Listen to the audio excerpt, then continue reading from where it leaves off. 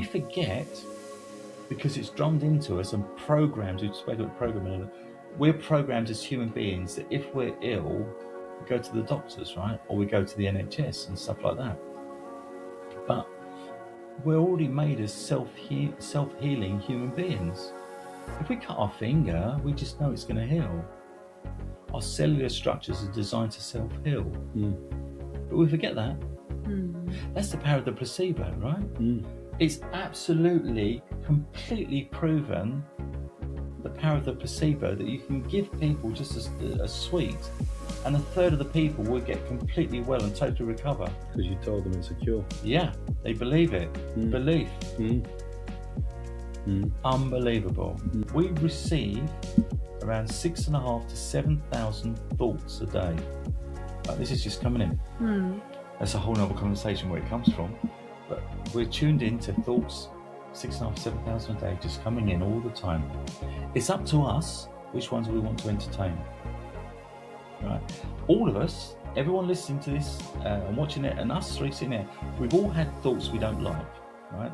And we then decide to dismiss those thoughts because we don't want them. We've made a conscious decision, we don't want that one. We've also had thoughts come into our mind when we know we don't really want them, but we still do it. Right? I remember, it wasn't so long ago when I was a lot heavier than I am now, thinking I really shouldn't be eating any chocolate tonight. I really do not want to be eating all this snacky food in the evening. It's great, I made a decision. 5 minutes later, where am I? Head in the fridge. Hello and welcome to Meet Your Inspiration podcast with Meri and Rich. Here we're talking about inspiration, motivation and empowerment. Our guests are ordinary people who became extraordinary, and we're sharing their stories. We want to empower you to become the person you want to be and to go beyond your dreams. This morning our special guest is Dr. Ant. Dr. Ant is a serial entrepreneur and an author. He's the author of Quick Wake Up the Pilot, and he's quite an interesting character with an amazing story, and it's a huge pleasure to be able to start this year with this special guest. Dr. Ant, pleased to meet you. Wow, what an introduction. How are we going to follow that? I think Richard was quiet on all the rest that we can talk about you, but we've got lots of time now for you to tell us about you. Just a quick how we know this incredible man. This is thanks to one of our guests, Dr. Tea Maker, introduced us. Richard, I think, had a chat with you, and I remember he messaged me after that, and he called me, and he was so excited about it, and he told me about the book and everything. So really looking forward to today. And I see you, what was it? The rookie CEO. Yeah. I really don't know why they mentioned your name. I forgot what was. They were talking something and they mentioned your name. And I remember literally, where everybody look, and I look at you and I was like, that's the guy, because we connect on LinkedIn, but actually we haven't seen face to face. Oh, that's him. And he was like, that's him. And I just heard his voices going, oh, look, it's Dr. Ant. And then we had the chat. So it's really good, but we will find a lot about you. So I would love to know. I don't know where to ask. Maybe I want to know why doctor, but maybe it's better to start back in the time. What have you done after finishing school? Wow. Have we got all day? Weekend or how much? I forget how old I am now. Like, if you would have asked this when I was in my 20s, it'd have been a nice short interview. But since I'm now 61 nearly, it's going to be quite a long one. So, right. Where should we start? I've always been what I call an entrepreneur. From the age of 13, I remember it all kind of started, really. So from the age of 13, I've always worked as hard as we think we ought to in this Western world. I was always brought up, my dad had his own workshop, his own garage. So I was very fortunate to learn a huge amount from my dad of hands-on skills. So even to this day, I can fix and make things with my hands, whether it's fixing the car or whether it's making or it's sort of like decent DIY, whatever it makes. I've just been gifted with those skills from my dad of those early years. In fact, there's a funny story to go with this, just briefly. When I was about 10, 11, I used to go to work with my dad every weekend. He had his own garage workshop. It was old school. You know, there was no health and safety in those days. This was like 50 years ago. So there's all these old cars and my dad would be working on them anyway. Because I'd grown up being on the span, my car, I said, it's not going to be safe. And he said, well, with all due respect, he probably knows more than some of the other fellas here because he's been doing it all his life. Yeah. So that's kind of stuck with me, really. It doesn't really matter what your age is. It's about your attitude, your experience and how you approach things, right? Whether you're too old or too young, it doesn't matter. Yeah. So that's really stuck with me. So that whole thing of actually doing what you want and what you feel comfortable doing has been a kind of route in me to always do what you want to do. And then I kind of follow the subscription that we do in the West, that you've got to work hard, play hard, get all the material gains that go with it. So that was kind of a journey I went on. And there's lots of part of this journey. I ended up doing all sorts of things, having several businesses. I ended up in the financial services industry, and I ended up working in the Middle East as an independent financial advisor. So I was working in Saudi for quite some time. Then, of course, I started that journey of, okay, well, I fell in love, got married, had kids, got divorced, went through that, went through that watermelon life, right? Yeah. Like we do. And then when I was back in the UK, I thought, well, I really know about mortgages and mortgage broking. I've been a mortgage broker. It's in my book. I was luckily became the top performing mortgage broker out of a group of 1,200 in the UK. Wow. And it's one of the things I talk about in there. And I remember getting another really significant moment in my life was I was the number one top performing mortgage broker in the UK of this particular group and the CEO of that. Congratulations, and you've really done. And he gave me his quote, which I've never forgotten. And he said, you know what, though, if you always do what you've always done, you'll always win what you've always won. So you're obviously doing the right things to keep doing it, right? And that's stuck with me ever since. And it's only because I had that routine that I always got results because I knew what worked. You know, and when I was doing a mortgage interview, I remember some of the other estate agencies. Did you learn somewhere on your journey or someone teach you about that? No, I think it became natural. When I was in financial services, this is a long, long time ago, I went on lots of training courses of how to read the situation. But some of it stayed with me. But I think it's just like being at that coalface, working with real people, creating real solutions to their problems and seeing the outcome. I think that's where we've got to just do, haven't we, to create that experience. So that set me up for life. And then I set up a mortgage brokerage in the UK. Bearing in mind, the internet started late 90s and I formed one of the first online mortgage brokerages in 1997.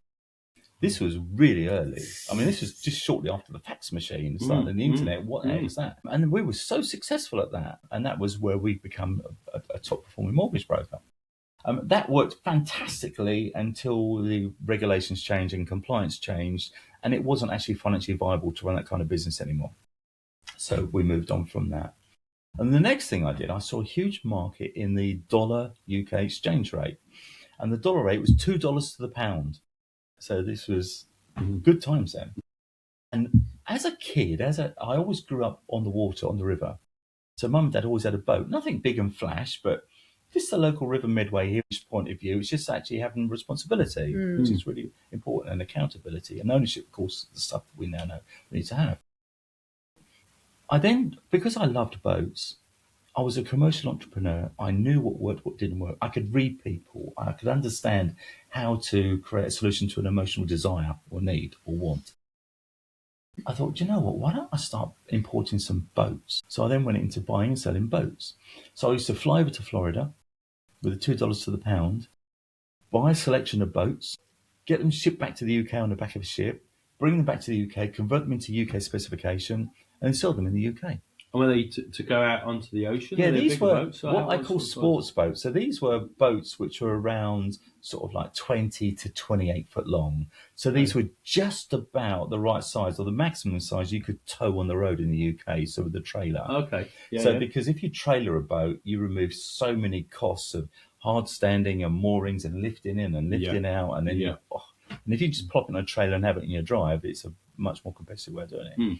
So I ran that for quite a few years, and that was really, really, and that took me up to 2009.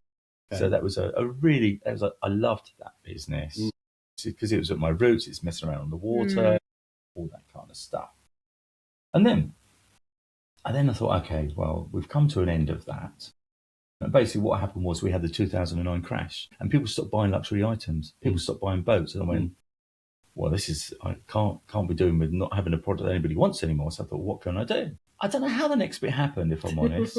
But I was like, during the boat game, because I'd learned so much about the internet running my mortgage business, I developed a lot of IT skills in selling product online. And we were we're market leaders in selling boats online, and people could actually reserve and buy a boat online. You could view it with all the video tutorials. And this was really new for boat sales. It was much like the old car sales. You'd have to drive to a place, get around, walk, I cut all that restriction, removed all those barriers.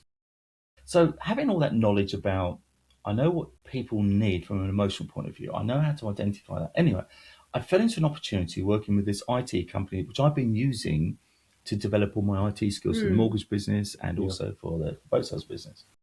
And we identified an opportunity to create a weight loss health tea. Completely different, right? Wow. Honestly, how long we are in this podcast and I'm speechless because I don't know what to say. Yes. Carry on. Yeah. So I ended up working with these guys in Delhi. In actual fact, my relationship with the two owners of the business, of course, they're from a different culture, different look, different colour, everything. But how did you find out? Did you go over to Delhi? I've been working with them for the last 10 years doing all my IT development. For the boat business and the mortgage business. So we knew of each other, but it was a transactional business, and they got to know my quirks and how I work and what I like and bring in all my business sense to it with an emotional understanding. I don't mean emotional as in woolly and understanding people's drivers, people's emotions. So we built up this relationship and we was having this meeting and they said, how about this then? And we come up with this idea. I went, okay. So I took the bull by the horns. I spent a lot of time working in Delhi. I went out to Delhi on stints working in Delhi. And we created this brand of tea. Well, I'll put my hands up and say it was actually me that came up with the words. And do you know what? It's so difficult creating a brand name of tea which when a Western person reads it, they immediately know it's something special from the ancient Oriental mystical ways, but also that didn't mean anything derogatory in those ancient Oriental ways. So I created a branded tea called Cho-Yung Tea. And Cho-Yung, actually, the way we'd spelt it in Chinese, the nearest interpretation in northern China means a goat on a hill. It doesn't mean anything derogatory.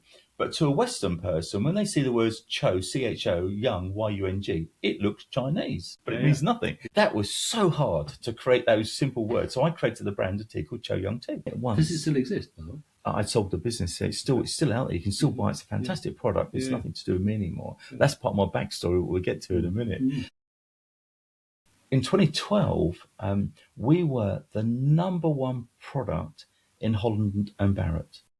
Now you imagine the complete product range Holland and Barrett. Absolutely, yes. We was the #1 top performing product in Holland and Barrett. So we were like, yes, we were up there.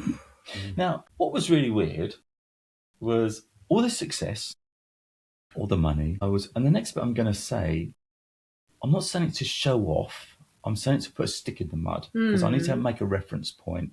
And that reference point is really important as we move forwards. And the reference point is that by 2015, I was a self-made multimillionaire. So I had everything that we think, and I use those words so deliberately, everything that we think we want in the West. You know, the 2.4 washing machines and the 1.8 kids, all that stuff. I have twin boys, absolutely superb.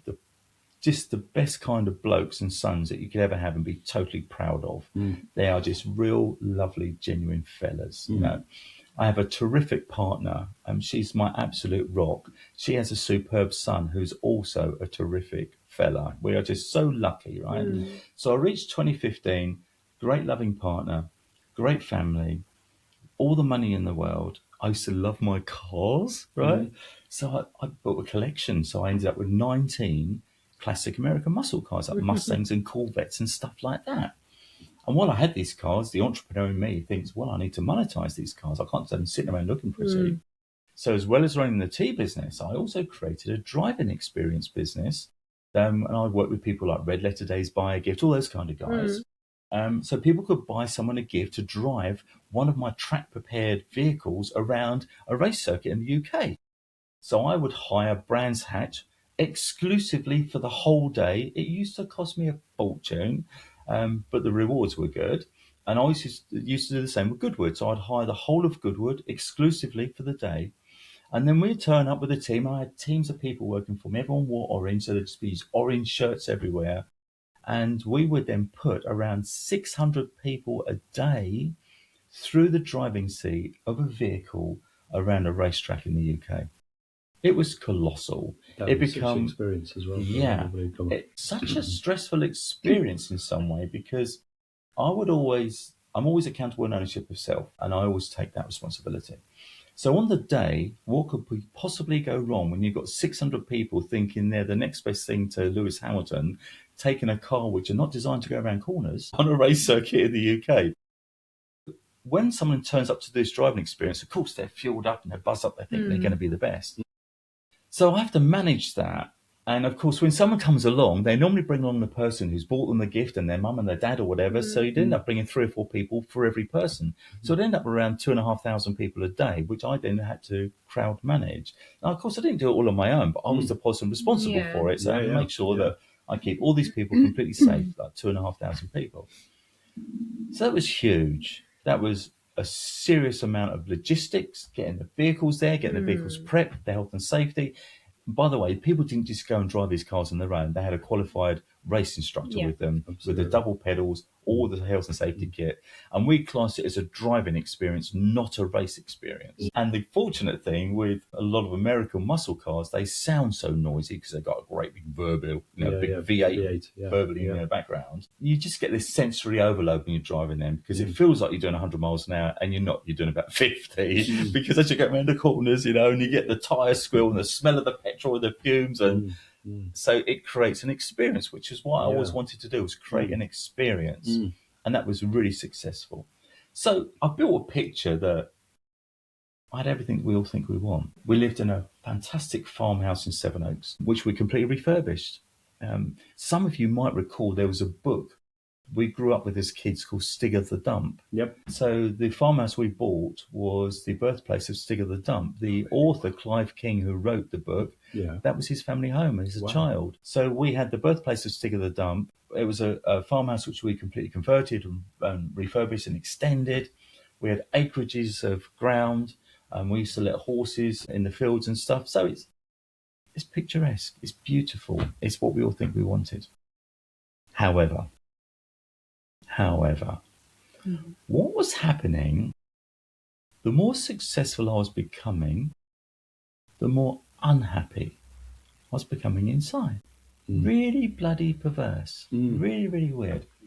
And I had people like schoolmates and people, and we used to have like bonfire parties, and we'd have like 150 people turn up at the bonfire, and people saying, this is amazing, how have you done this? But it always used to land so hollow. It's a pressure. There's a pressure there, isn't it? It's really weird, yeah. But that's strange, because you've got, I understand, if you don't have supportive family or partner, or you're not happy on that front, but you're obviously having that as well, everything. It's really weird. So what happened was that every day became a chase. Every day became okay, what am I doing next? What's next? It becomes like a drug. It becomes like an addiction to constantly fuel the chase. But of course, when we're constantly fueling the chase, we never really have any sense of achievement because we're chasing the next chase all the time. Yeah, there's no satisfaction. Right. And this is something I didn't know then, but I do know now. And I've got a word for it, which I'll explain in a moment. But what happened was, and I just want to give a trigger warning, the next bit I'm going to talk about is suicide.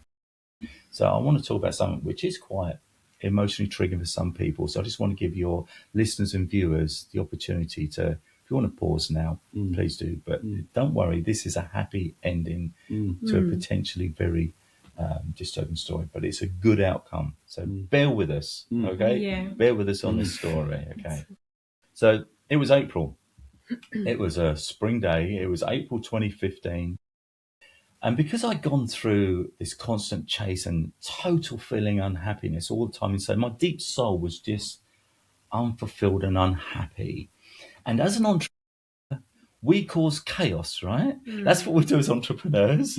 We create chaos, and out of that we create opportunities, and we also create lots of sweeping up that other people have to do, because that's what we do as entrepreneurs, and that's how we think and why we do what we do. So I was starting to reflect, and I was starting to think, do you know what is? I don't feel happy, and I'm creating so much chaos, and I started to get really negative towards myself. And I couldn't actually see any self-worth or purpose or achievement in everything I got. For you, For in me. all that you achieved. Yes. Wow. Right? I had everything, but I couldn't sense it. I got to such a dark place. I felt like I was in, imagine if you walk into a room, a blackened out room, and you can just make out the walls, and it was a black corner, and you're standing in this corner, and all you can see is black all around you. You can't see any light at all. And I felt I was cornered in that black, dark corner. But this is how you feel. Did you show somehow this to the people around you, or you mask it? We live on our ego, right? And we've got to be the best we can be, and we've got to be supporting our family and our loved ones, and we cannot show any cracks of weakness. Right? That's what's been programmed into us in the West. By the way, I have different viewpoints on that now, but that's how we think, how I used to. So I mentioned triggering, so here we go. So it was April 2015, where this beautiful farmhouse, lovely sunny day, and I decided I didn't want to be on this planet anymore. Now, I was 30 seconds away from taking my own life.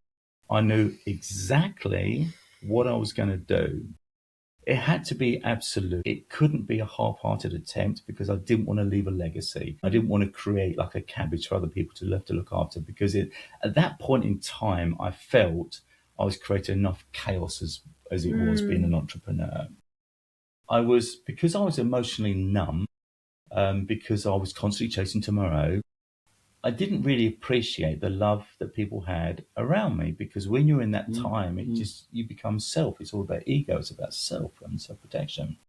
So I knew exactly what I was going to do. Now, you mentioned just now, Meri, about, did I express this or reach out to anybody? No, because I didn't want anyone to stop me.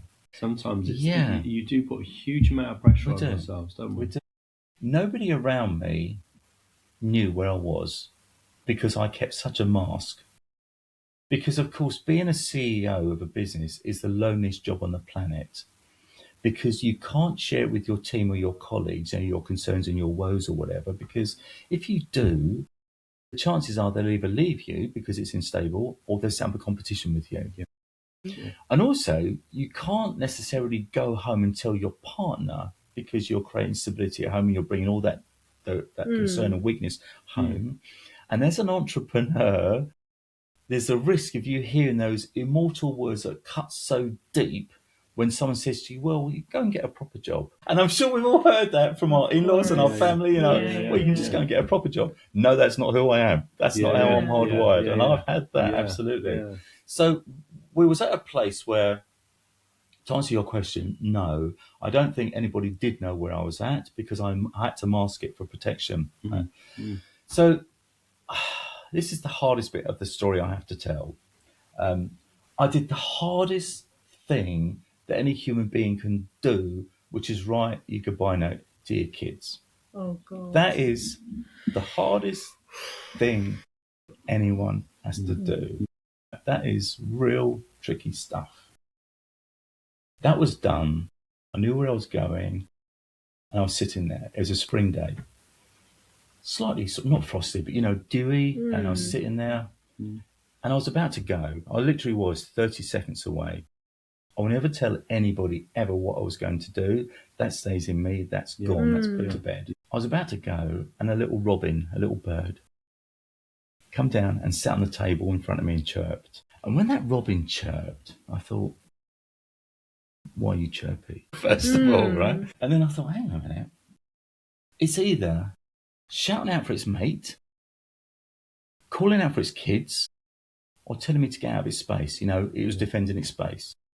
Meri, when that happened, I thought, I want to swear, but I won't, because I don't know who's going to be listening to this.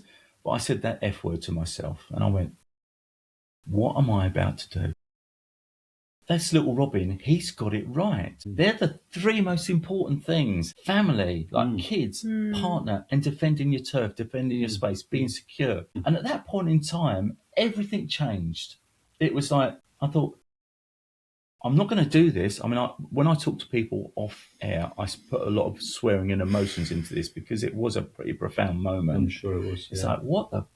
Yeah. No, I'm not going to do that. Yeah. What? And it was a wake up call. Kids, partner, safety and security. So at that point, I managed to get myself together and reverse out of that corner. Wow. That dark wall that I said was black was all around me. I realised that if I turned round, the light was in time. But it's where I was looking, I couldn't see my way out of it. The simplicity of just seeing a little Robin there. I mean, it's funny. It's interesting. Even this morning when I arrived, I parked up outside here to get the stuff out, and I literally just looked across in the bush, and there was a robin. Oh, you come with me? Yeah, it's just, yeah, he was and there. Jack on the site yesterday, I received a gift, which was Robin. When Right. you say that now, it's like... Yeah, and there's lots of people that believe, and I'm not for it or against it, believe that robins are carriers of from the other side. You know, and that's a whole nother conversation. Yeah. So when this robin gave me that message, and I went, hang on a minute, this is serious stuff. So at that point then I said, I'm getting off this merry-go-round. I'm not going to do this chasing. I'm getting out of this. So the next 2 years, I made really rubbish emotional decisions getting off the roundabout.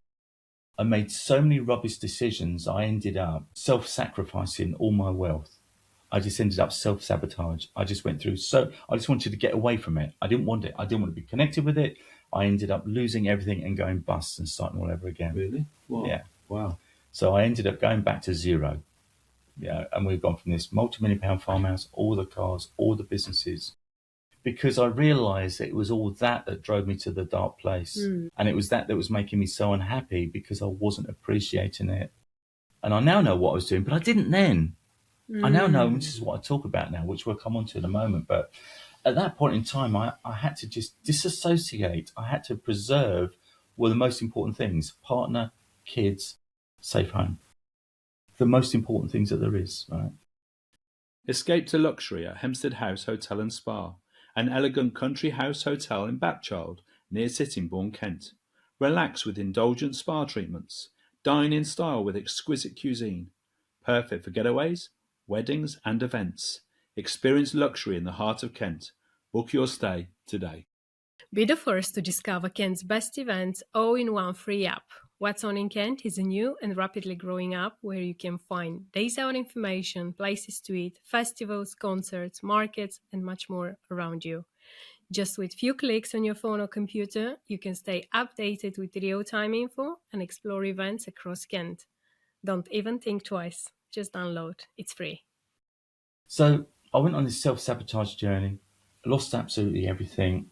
We sold up, we cleared out. A friend of mine, his mum had just passed away, so their house was empty, so they let us stay in that house, and we paid a nominal rent for that house for a year or two, just while I was trying to work out what this journey of life was going to be. And that takes us on to the next stage of life.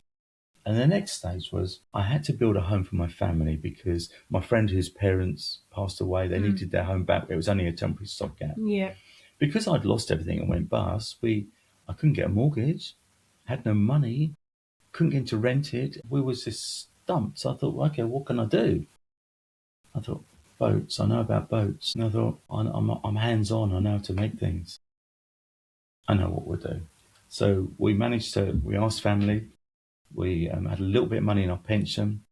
So we managed to scrape enough money together to buy an old, rotten Dutch barge, an old boat. It was a proper rotten boat. It really was. It's quite large. It's 86 foot long. It's just under 20 foot wide. It weighs 100 ton. It was absolutely riddled it was just an old, knackered Dutch barge. But it was kitted out in such a way that it was livable. It'd been made into like 2 apartments. So we bought that, and I spent the next couple of years becoming Bob the Builder. So I become Bob the Builder physically, and I'll talk about from a cathartic point of view in a minute as well. So I spent 2 years becoming the chippy, the sparky, the plumber, the heating engineer, the welder, the fabricator. And I built our ourselves a family home. And that was such a sense of achievement and feeling from a cathartic point of view. I started to realise what it feels like to have a sense of achievement, right? But all those years of doing like business stuff, I never had a sense of achievement because I never focused on the here and now.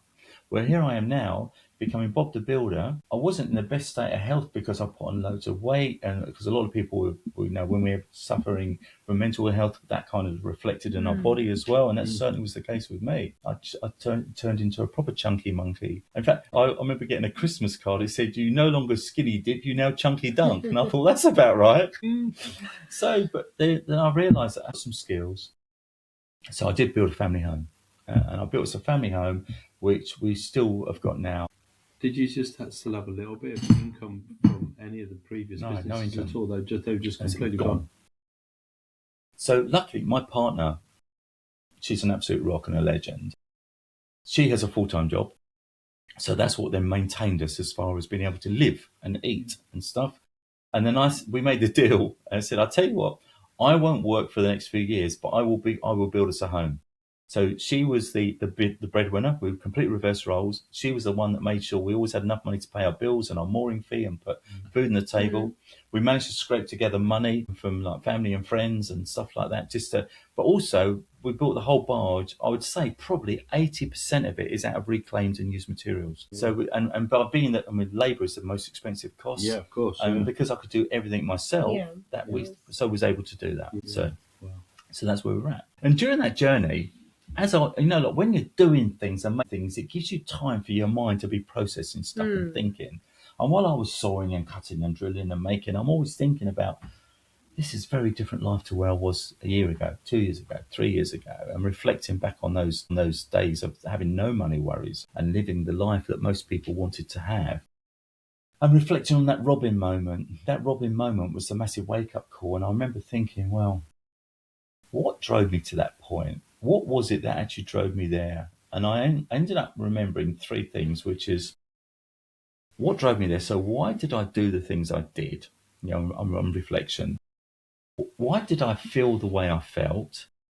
And actually, what can I do to be the person that I really want to be for myself and my loved ones? Not for anybody else, but for myself and my loved ones. The things that really matter. Bang on, right? I then, during this whole working period, as I was coming to the end of working on the boat, I started to put a lot more effort into understanding those three questions and understanding what the heck is this thing we call life? What is this roller coaster? What's it really all about? And then I started to think, I don't want to go back to that dark place. I really don't. But I'm still an entrepreneur. I've still got that buzz. I've still got that fire in my belly. I'd be the worst employee ever. Because I'll be questioning everything. I'll be challenging everything. I'll be saying, well, what, why? That's rubbish.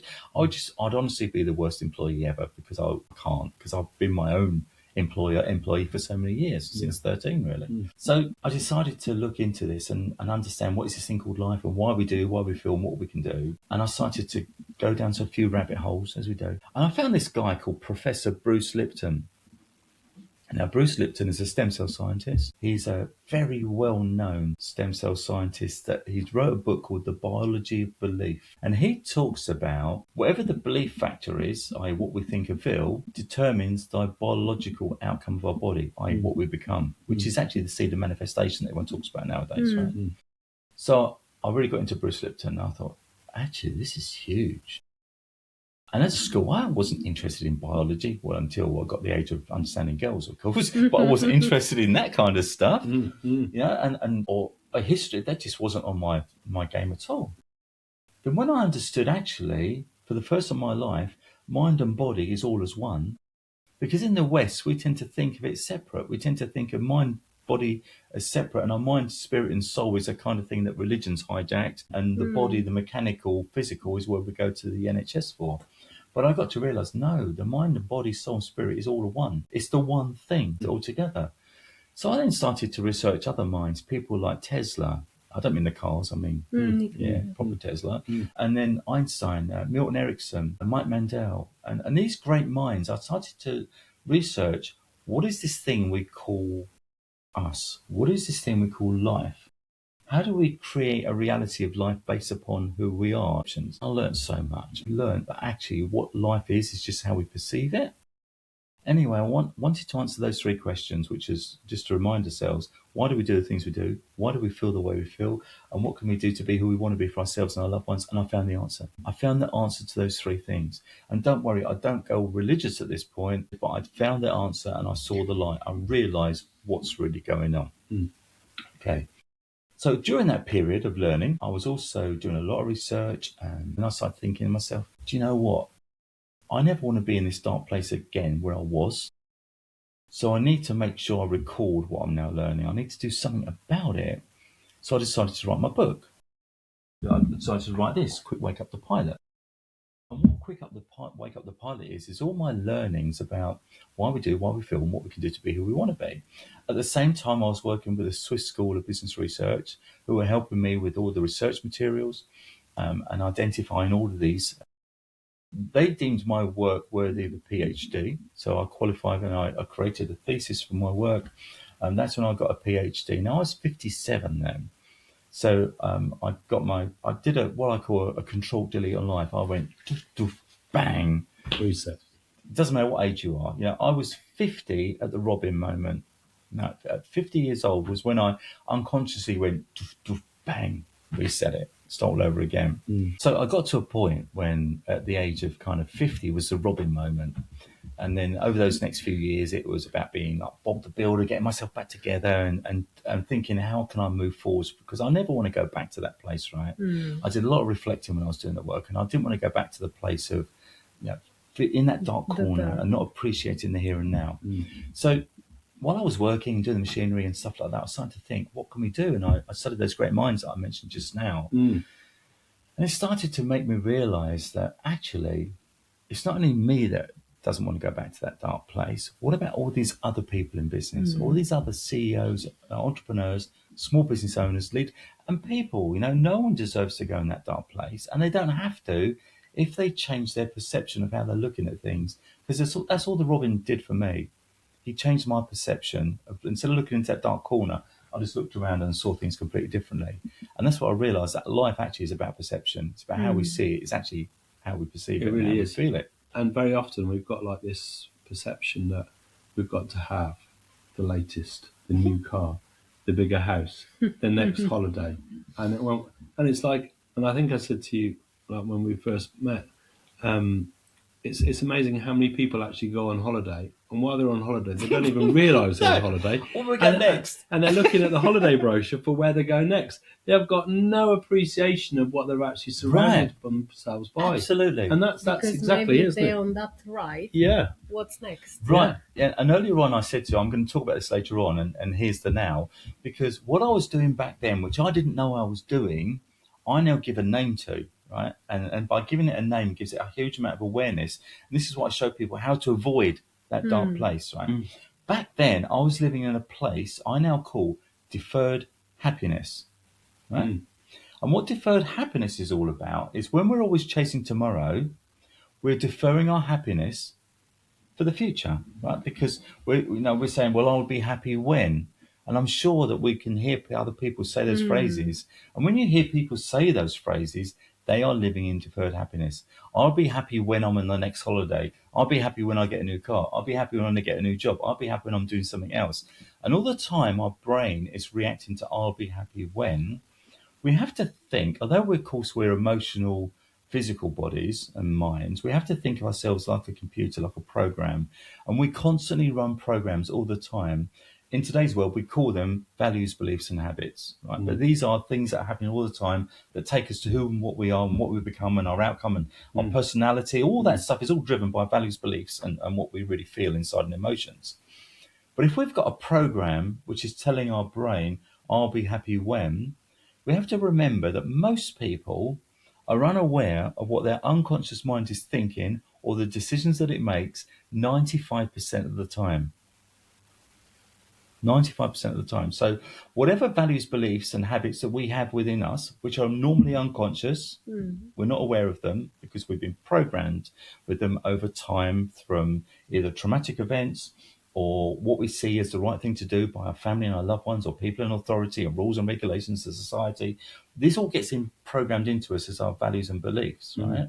That's why cultures in different countries are so different, because we've all got different programming. Right? That's why we have different values, different beliefs, different cultures. Right? And we are hardwired as a species to be a tribal species. Now, we're not a leopard that goes out solo.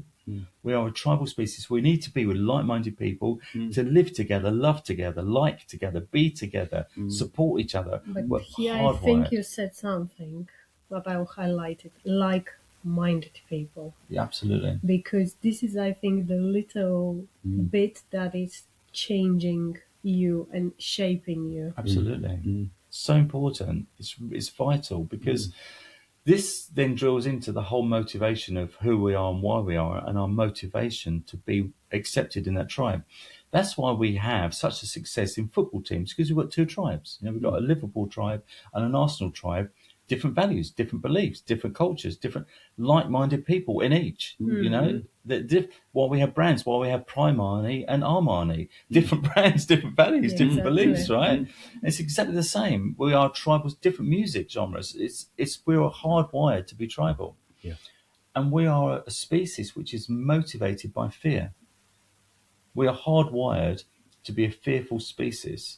We run away from fear. That's what stops us running off the end of a cliff, right? That's what keeps us safe. But can I say something? Because while you were talking about your Robin moment, I just couldn't find a way to interrupt you to ask. But that was a question I had in my head. Don't you felt fear back then? No, because I was numb. Again, just because of totally that, numb. You didn't even feel about fear what you're gonna do and nothing. what's gonna happen and all this at all. Nothing. Because I talk about this now, I didn't know I was in a depressed state then, but I didn't know it. Because a lot of the time when we're in the woods, we don't see it, right? When we're thick in it, because as a protection mechanism, because we're a species motivated by fear, our brain will do things which we're unaware of. It will stop us seeing things to protect us. It will stop us feeling things to protect us. It will stop us doing things to protect us, right? It puts a mechanism in place. What it did for me, and a lot of people I've seen it the same, it puts up an emotional barrier. We have a wall going up to stop us having feelings, to protect us against something. That's why a lot of people become unemotional. When we feel depressed or anxious, so many people I've worked with describe it as just feeling numb. I see a very sad story, but it's not hitting. It's just numb. There is nothing. Because the brain is protecting ourselves inside from something else which is going on, and it doesn't want to be overwhelmed with either more trauma or something else as well. That's why, for instance, when people see a traumatic event like an accident or something, afterwards, when the police are trying to get information out, they say, I just can't remember what happened. I honestly can't remember. Because your mind blanks. Because your mind has blanked it off as a protection mechanism. Yeah. It doesn't want you to relive that trauma. It's protecting you. Right? We're a fear-based species that runs on protection, and we protect ourselves. Just like we heal ourselves, but most people don't understand that. But that's a whole other subject, which we can go into later. But don't you think that it's not fair with life that people start to realize these things at that later age? That's my mission. My mission is absolutely to show people how our mind and body work, so we understand. Because if I'd understood what was going way back when, I would never have gone to that dark corner. If I understood actually what was really happening was I was becoming very stressed, which I wasn't aware of because I'm gung-ho, I'm an entrepreneur, I'm never going to fail, boom.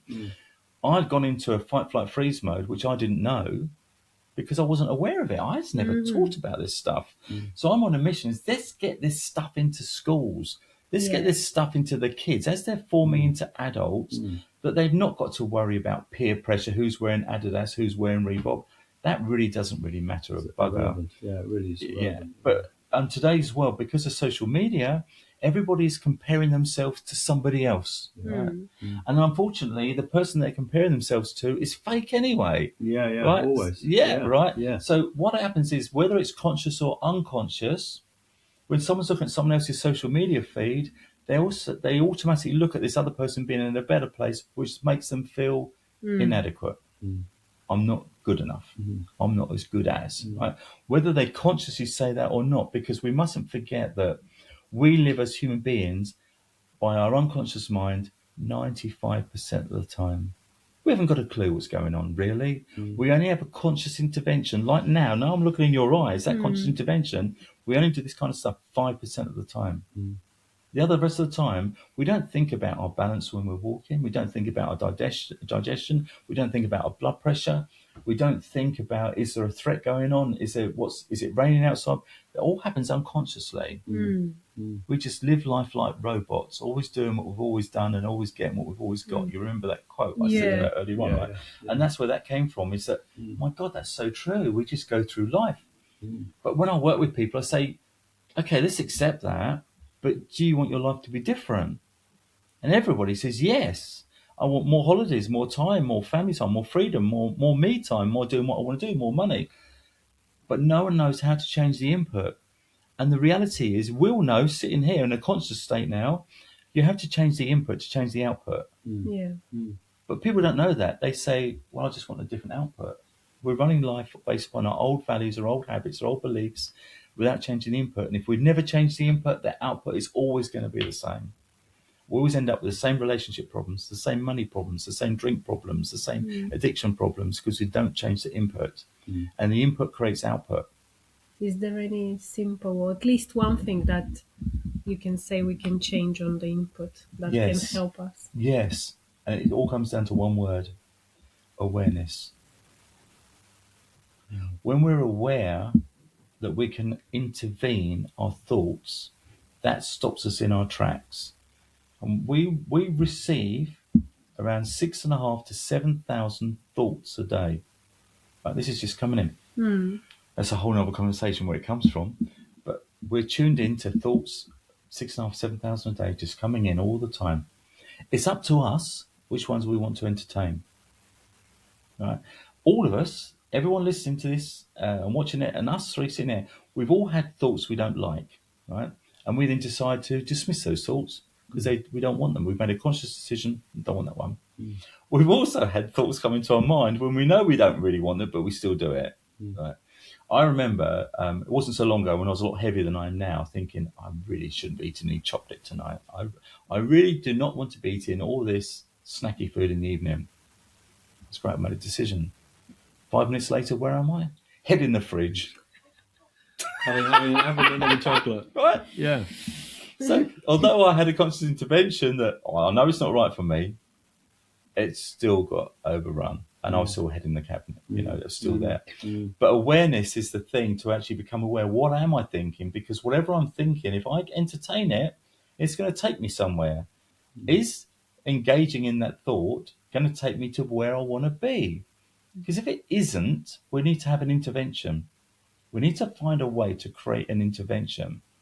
And I've come up with some tools that create an intervention. I'll share one of these tools now, right? So you asked me about what one thing.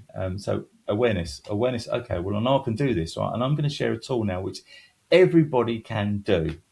There's not a single person on the planet that cannot do what I'm going to say next. And it works, right? But before I tell you what it is, I'm going to explain how it works so people understand what goes on. Yeah. So when we are living our life, we constantly swap between conscious, unconscious, but we're unconscious 95% of the time. The unconscious mind can also process 1 million times the amount of data per second compared to the conscious mind, right? So when we're consciously thinking about it, that's where people say, oh, I can't multitask. What they're really saying is their conscious mind cannot multitask because we can only process 1 millionth compared to our unconscious mind. But actually, when we think about it, when we are doing something, we are automatically consciously and unconsciously multitasking, because at the time of cutting up some veg and fruit or whatever, we're also keeping balance. We're also making decisions about where the knife lands. We're also thinking about, am I going to present this? We're doing all this stuff automatically, right? This whole thing about multitasking, you can or can't, it's a load of rubbish. It's just your ability to actually consciously think, am I going to do this? Because if you're saying, I can't do this because I can't multitask, you know what the outcome is going to be, right?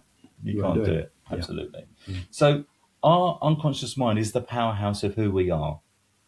If we was to download your brain to a computer, we'd have 95% of the drive you wouldn't recognize because it's unconscious, because it's your unconscious values and beliefs, right? It's your 5%, which has intervention. And I'm sure all of us have done this. You drive down the road. When we're driving, because we have this learned behavior, because we have confidence in it, because we believe that we can drive, we don't drive consciously, we drive unconsciously. We don't, no longer do we think about when I change gear or when I put the indicator on. We just do it unconsciously, right? Because when we had driving lessons, we would consciously think clutch, biting point, mirror, signal, maneuver, all that stuff, right? Absolutely, because we're doing it consciously. And it's only by repetition, practice makes progress, not perfection. It's only by practice, we then progress into creating habits. When we create habits, it becomes unconscious. When we're unconscious, we just do what we've always done. So, and I'm sure that all of us have done this. You're driving down the road and you think, was that a red traffic light? Oh, yeah. Did I just run a granny over on the zebra crossing? Somebody driven past the speed camera. What speed was it doing? Yeah, right. And you look down and think, oh, I'm doing bang on 50. That was lucky. No, it wasn't lucky because your unconscious mind is observing that. Your unconscious mind knows exactly what speed you're going, that there was a speed camera, what was going on. Your unconscious mind has control most of the time. We're just a journey. We're just a passenger on the back of our unconscious mind. I think one of the great examples of that happens is when we come out the house and we check, have we locked the front door? Did we shut the front door? Did we get in the car and then we drive off and then we... I don't remember shutting the front door. Did you shut the front door? Right. And that conversation, did you lock? Did you leave the back door open? Doubt. Is my phone here? Is my wallet here? Is my handbag there? I think, are you taking a mic of me No, or what? no, I'm not. No. Because I'm...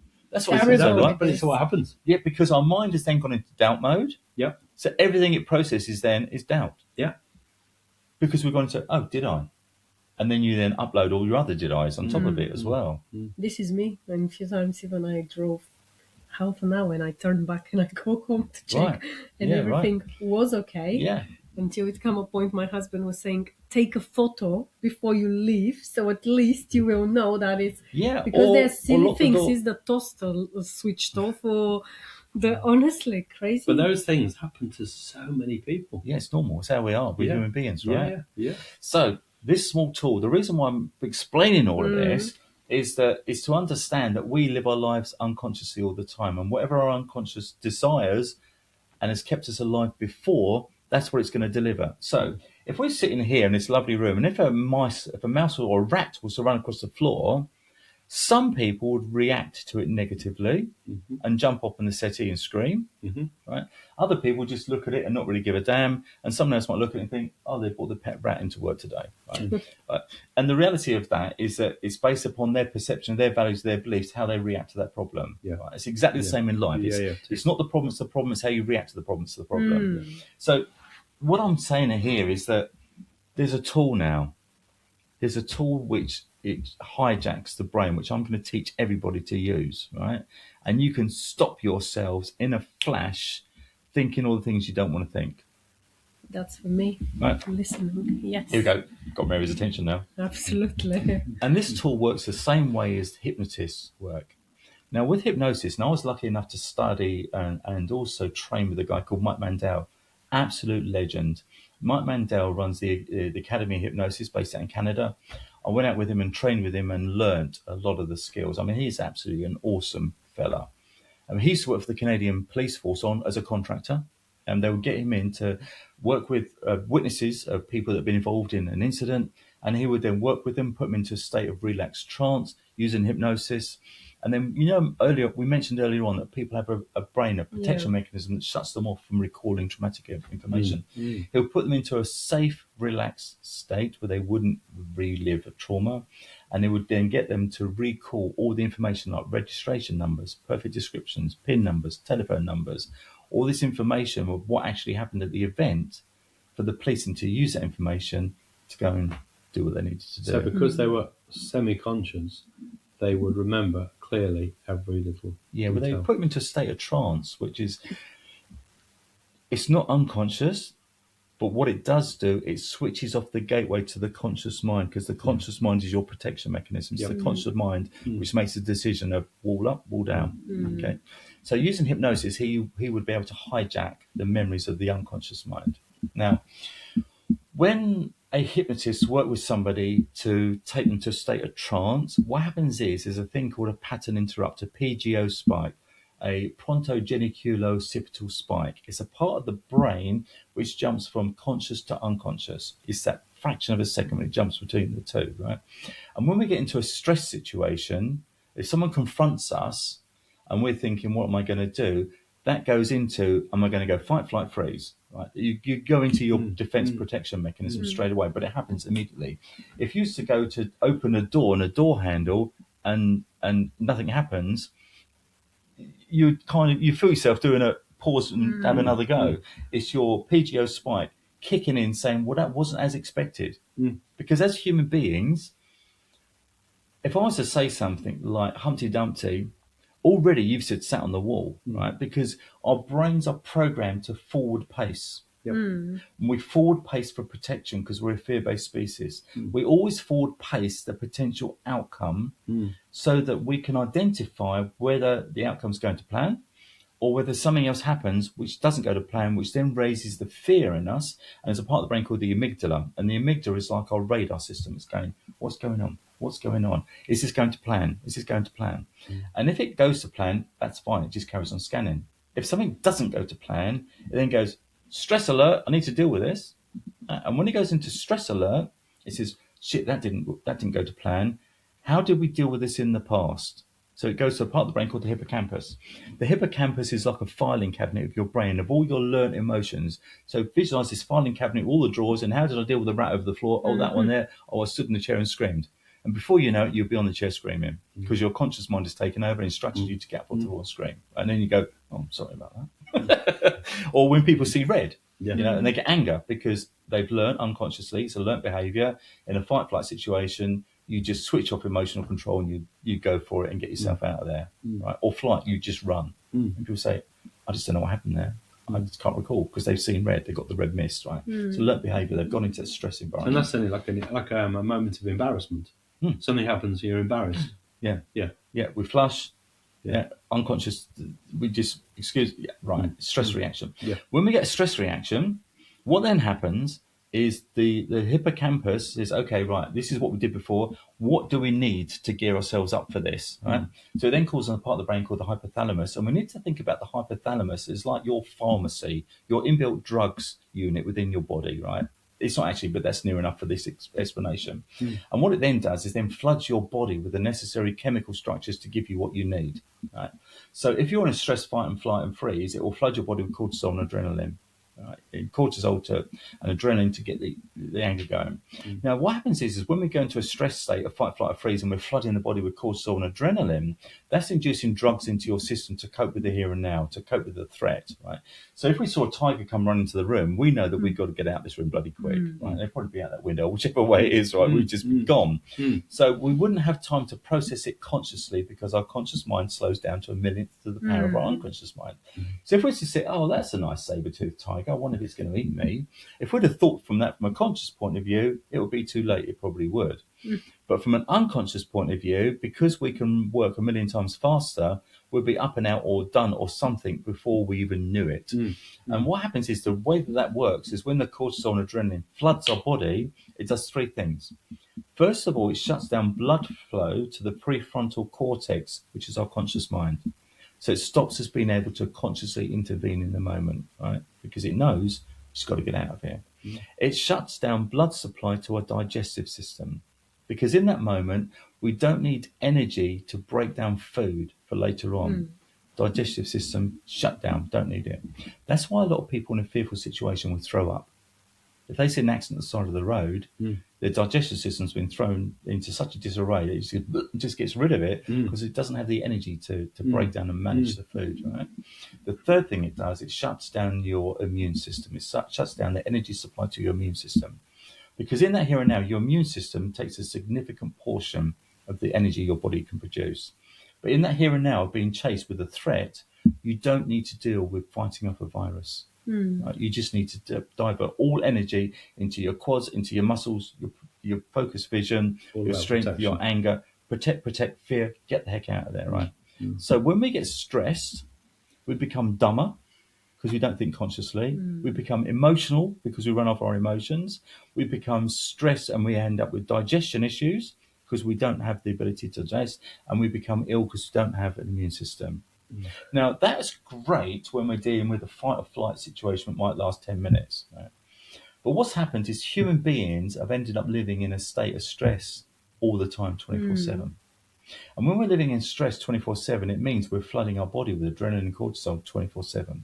So that's why you see so many people suffering nowadays with digestive issues, because we're stressed. We're flooding our body with the wrong chemical structures. You see people that are constantly ill because we don't have an immune system. You're seeing people that are dumb and angry because it's shutting down the prefrontal cortex. They're just becoming reactive. That's what's happening in society today because we're living all so stressed. We saw it in the pandemic. Shut people down, feed them with fear, lock them away in isolation. The quickest way to stress a human being is to put them in isolation. You know that from World War II when you used to put people in solitary confinement, right? And then also people become ill. They become so ill to the virus because they had no immune system, because they were stressed. It's unbelievable that actually us as human beings, so much physically can be manifested by what we think. And whatever we're fed, we believe, unless we have a conscious intervention, which leads me nicely onto my little tool. I'm just, honestly, I am really speechless because at the moment I'm just figuring out myself.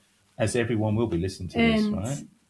It's unbelievable. And you know how sometimes we say even for the kids when they are stressed, or even not kids, me, if I'm stressed or worried about something, it's always the tummy pain. It's always how you feel sometimes sick or worried, but I never knew all this behind the scene, which is unbelievable. And how about the immune system, how you can become ill. And Richard often say, oh, no stress, don't worry about that, or don't worry about that, because obviously you need to be well. But I never put all this in a... Let me add a few things to it, right? If people consume drugs, whether it's paracetamol or pharmacy drugs or other kinds of drugs, right? We know it stays in the system, don't we, for a few hours, right? Alcohol, we know it's going to stay in our system for a few hours.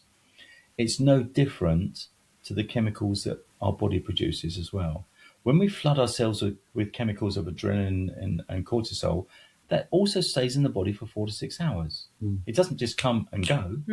It's in there, and then it takes a while for our organs to work through that and to wind it back down to a state what we call homeostasis. Homeostasis is when we're calm and happy and at peace with the world, right? And all our body wants to do is get us back to that place of being calm and at peace with the world and ourselves. So when we're in that drug-induced state of anger, frustration, fear, whatever it may be, because we're flooded with cortisol and adrenaline, it's not just in the here and now we become that person, it's for the next 4 to 6 hours afterwards. So when we're driving down the road, I'm sure we've all done this, and some other idiot of a driver decides to cut across in front of you or whatever, and we're angry and we're going to chase them and we're going to pin them down to the ground, and we go into this fight, flight. What the heck are we doing? What are we going to really do when we catch this person, right? But what happens is then, for the next 4 to 6 hours, every decision you make is being influenced by cortisol and adrenaline and anger and fear. So you could be driving to work, you have this stressful moment, 20 minutes later you walk in and somebody confronts you with something at work, you can overreact because you're still flooded with adrenaline and cortisol. Dr. Ant, you are just describing, I can't believe it, honestly. I can't.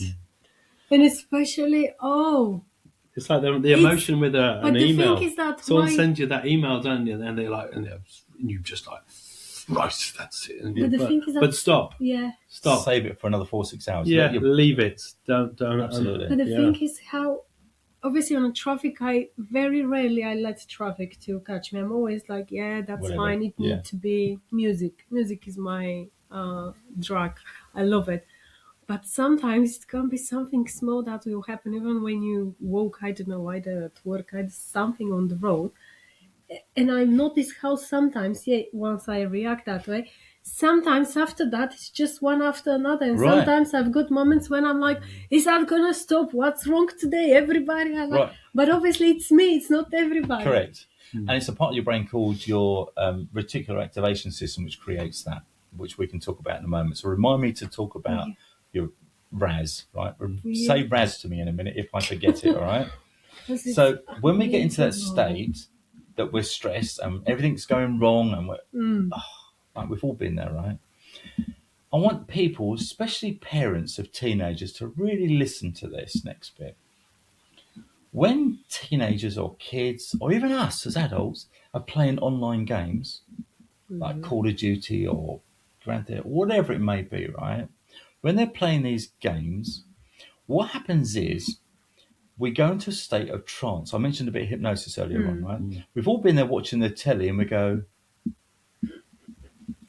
and we're just stuck into it, right? We've forgotten about who we really are. We've gone into that trance state, right? It's exactly the same, but what's actually happened, when we go into a trance state, we're switching off our conscious intervention.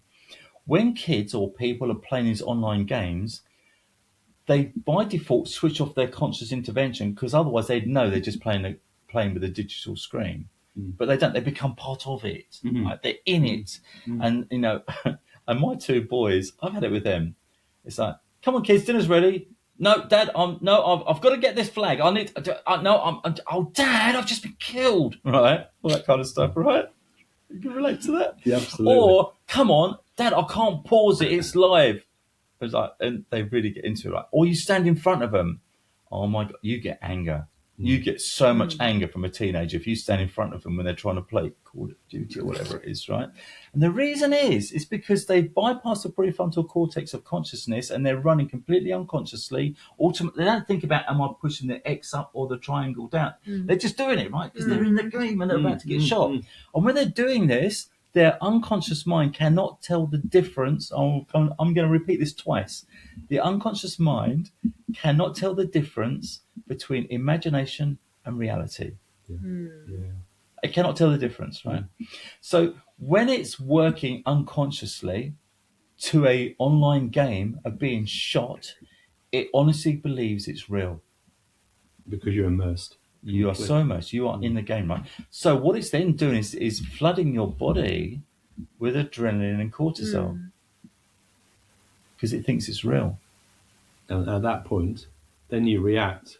And then anyone who comes in the room and wants to distract you and take you away from that is immediately just destroyed your opportunity. Because they've destroyed your opportunity, now you're reacting to it. Correct. And then you get angry and upset and everything's gone wrong today. Right. So what then happens when we're in a stress state? No, when we're in an emotional state, right? Because emotions can be positive and negative, right? Yeah. When we are running emotionally, we tend to be living our life on autopilot a lot more because we're not consciously engaged. We're just going with the flow. We're living life as the unconscious point of view. Have you ever had it when you've decided, maybe not for you, Richard, when you really want that new red dress, or maybe for you, Richard, right?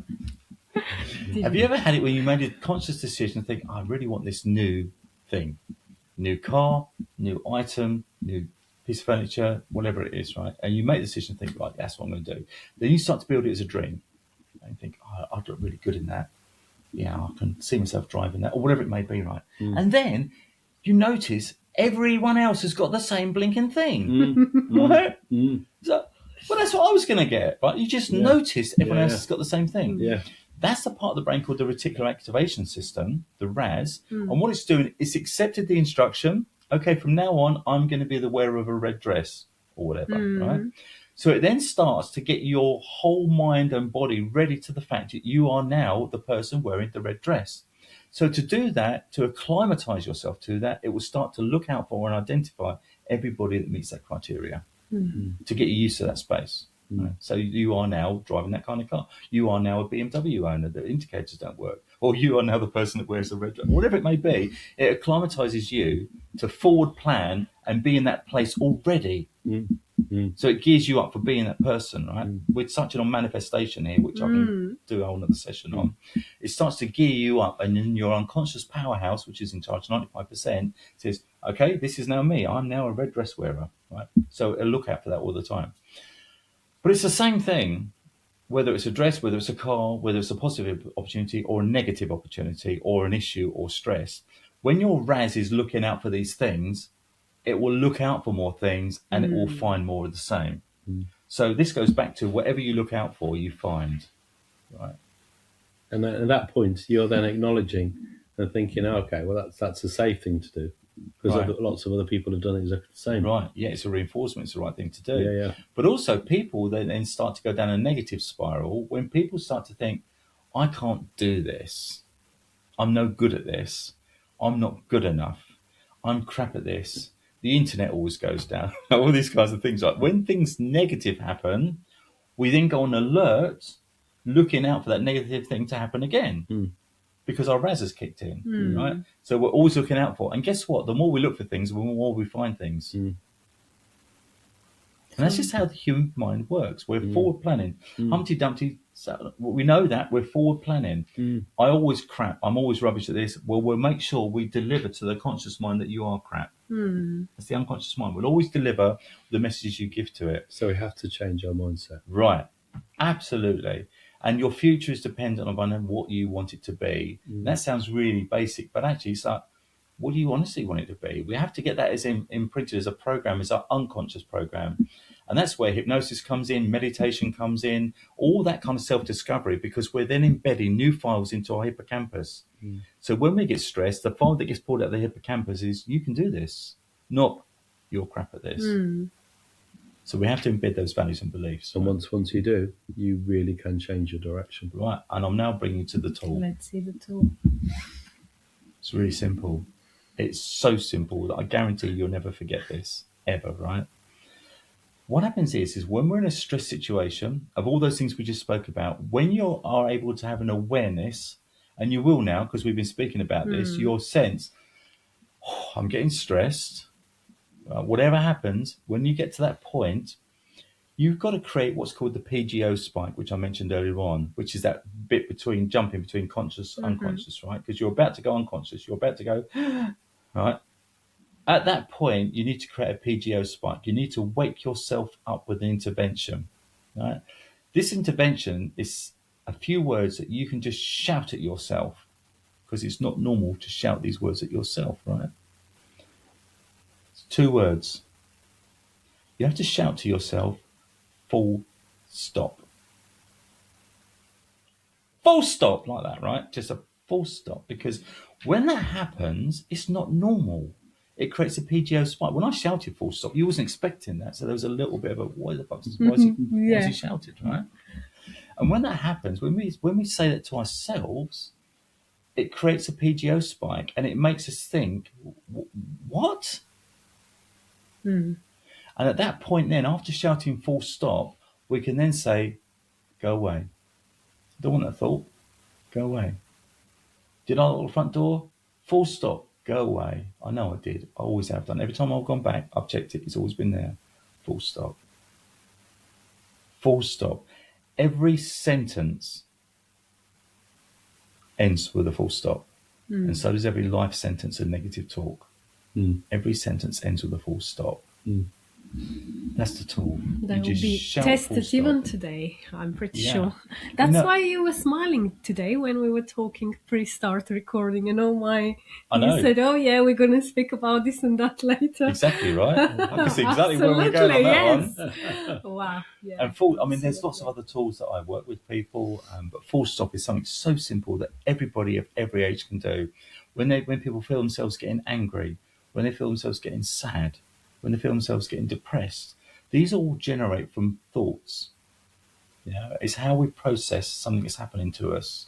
An action creates an outcome, right? And an outcome then creates a thought and a feeling. The feelings is what creates who we are. Feelings are created by chemical reactions within our body. Because we have to have the thought to decide, what am I going to do about it? What's the perception? How am I going to react to that? My choice is my reaction. Am I going to go unconsciously? I'm going to take full stop, have an intervention, and not go where I want to go. Because whatever action I take is what creates a chemical reaction, and a chemical reaction creates a bodily feeling of feelings and emotion. And emotion, we need to think about emotion as emotional motivation. Emotion. That's why we've got emotion. Is emotional motivation. It's what's my emotion making me going to do. Because that takes us to where we are. It does. Yeah, it does. I don't know how to describe my gratitude to you for sharing all this and saying all this, because it's just incredible. And although, if I must be honest, for the last over 10 years, I am on this ride for myself. I found lots of changes in me, and I know some of the things, but it's different when someone sit down and just remind you and put it very structured from A to Z. And this mind and body, oh, we never. I think a year ago when we had a podcast, it was about when you mentioned about NHS and the body. It was about how people always think about their body and they're gonna go to the doctor and they'll check everything, but we don't pay attention to our mind and to all that, which is as well as equal health important. And as we can find out, it's just all working together as a system. So Yeah, exactly. one without another is not. Because you can talk good. yourself into an illness. Right. This leads me on to that. That was a prompt. That was perfect cueing. You know, earlier on I mentioned about Bruce Lipton, the stem cell scientist, right? So let's explain about him. In the late 1960s, he was one of the first scientists to successfully clone human stem cells, right? This guy's a bit of a legend. He knows his stuff. He's not just a woo-woo. He is absolutely Western trained. He knows completely what's going on, you know, with biology and stuff like that. But he did an experiment.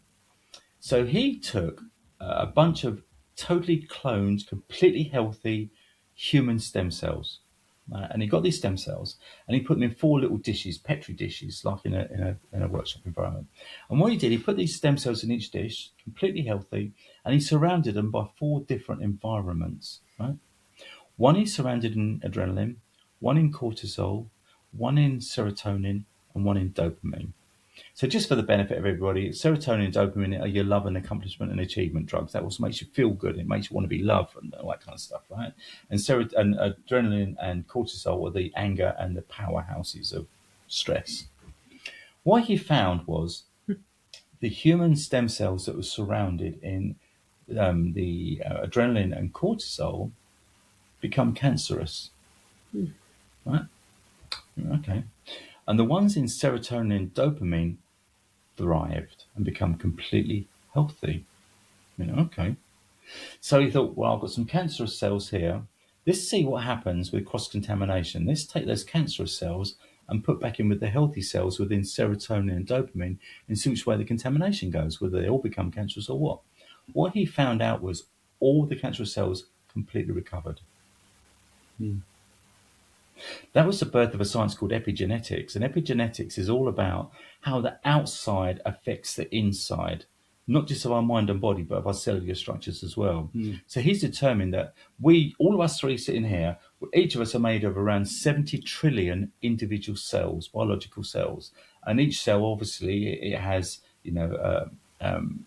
a center of an atom, which is an energy source.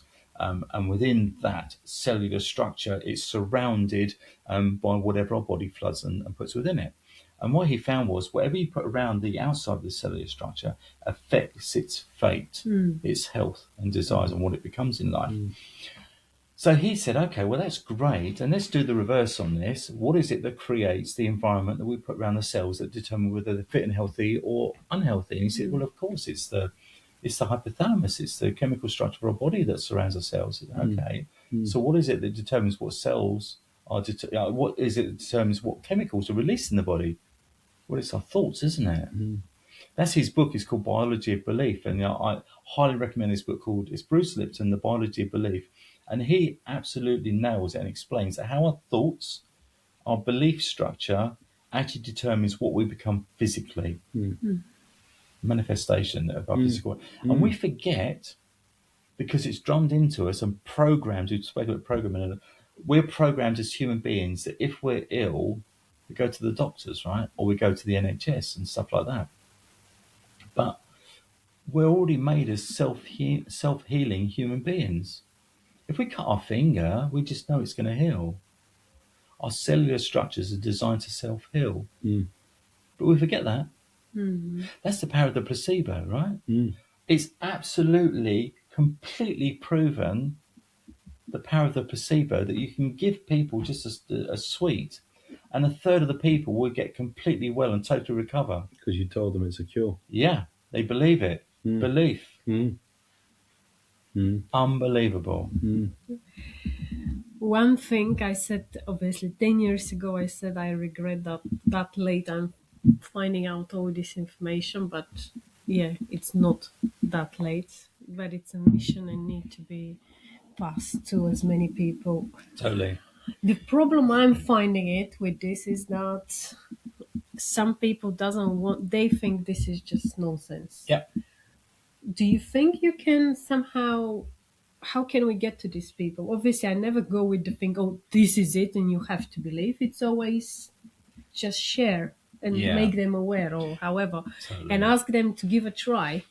But there are lots of people who are like, just please go away with this crazy Some people can't world. see through it. Though. They just can't. They can't get through it. They can't. But have after the that, they're confidence. saying, oh, you said and it happened to you.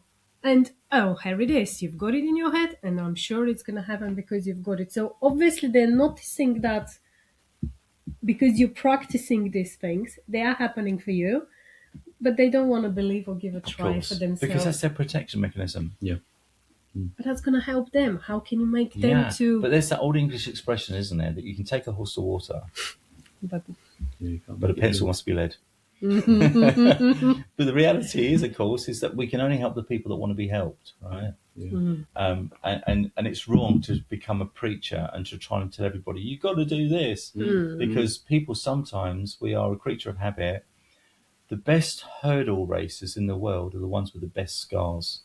Right, we have to go through pain and loss, and we have to fall over and hurt ourselves to know actually we need to walk a different way. And that's the thing, is that perhaps that person hasn't quite completed their journey in life to a point where they need to change. Perhaps they're at a point where they need to have an awakening, or whatever it may be. And my awakening was a robin. Thank you, Robin. And it's that robin that's brought me to this place of why we're sitting here today. If that 1 in a million chance of that robin have not sat down on the bench, we wouldn't be having this discussion. And we are creatures of miracles because of all the miracles that happen to us to get us to be here and now. And the thing is like some people, you're quite right, Meri, some people are just not ready for this stuff, and it's like the more someone tries to teach you or tell you, no, you've got to do this, the more the barriers go up and up and up. So you just have to let them go. But one thing I would say is that if you're sitting on the fence with this stuff, as you're listening to this now, have you ever felt anger or love? Right, someone said they're the same things really? they make for your body, isn't it? Yeah, because if you are able to feel anger and love, or any emotion, if you're able to feel an emotion, the question has to be to you, why? Where does that come from? And I've just explained where it comes from. And you can go and do your own research with Dr. Google or wherever you want to go. Emotions and feelings come from chemical structures within the body that create an emotion and feeling. And where does that come from? It comes from belief. It comes from your stress reaction. And where does beliefs come from? Our thoughts. And where do thoughts come from? Our knowledge and belief. It's backtrack it up. You're like, this is not woo-woo. This is not fluffy. No. This is not spiritual stuff. I trust you 100% because my life showed me that it is when I stuck with these things. But look how I forget some little bits. And now when you were describing and saying, I just figured it out a day from last week for me. How until lunch, I just wanted to, I didn't know what's going on. It was like a rabbit hole, one after another after another. I was like, until, I took a bit of step back. And obviously just by the evening, it was a bit more relaxing. But these little details about 4 to 6 hours and how it's all about what we give to ourselves and how we... It's so important. It's brilliant, just brilliant. I wanted to ask you, are you... Because obviously you know a lot about that, and the way even how you talk is very engaging. What are you doing today with all this knowledge? I know that you're sharing, but what is the way that you're doing it? Yeah, so basically what's happened, Meri, is over the past 5 years, I've been kind of learning and equipping and researching and developing and moving to a point where I can get to a place where I can really help other people avoid that dark corner, that robbing moment that I spoke about. So what I now do is I'm a professional speaker on stage. So I do motivational, inspirational talks. And I'm at my best when working with large groups of people, because I've done so many hours one-to-ones with people. But I've now realised that's very time consuming for me, because I can only help one person at a time. Whereas when I talk on stage at large audiences, whether that's 50 people or 500 people, whatever it may be, I'm able to create an emotional connection with all those people in that audience. I know we've spoken about this before, that I never forget that I was told by somebody that people very rarely remember the words you used, but they'll always remember how you made them feel. And that's what I do with people. I create an emotional connection with people so they remember how they felt. Because when they remember how they felt, that feeling gets stored away as a learnt behaviour in the hippocampus as the next one to use next day. It's a feeling. Feelings create learnt behaviours, right?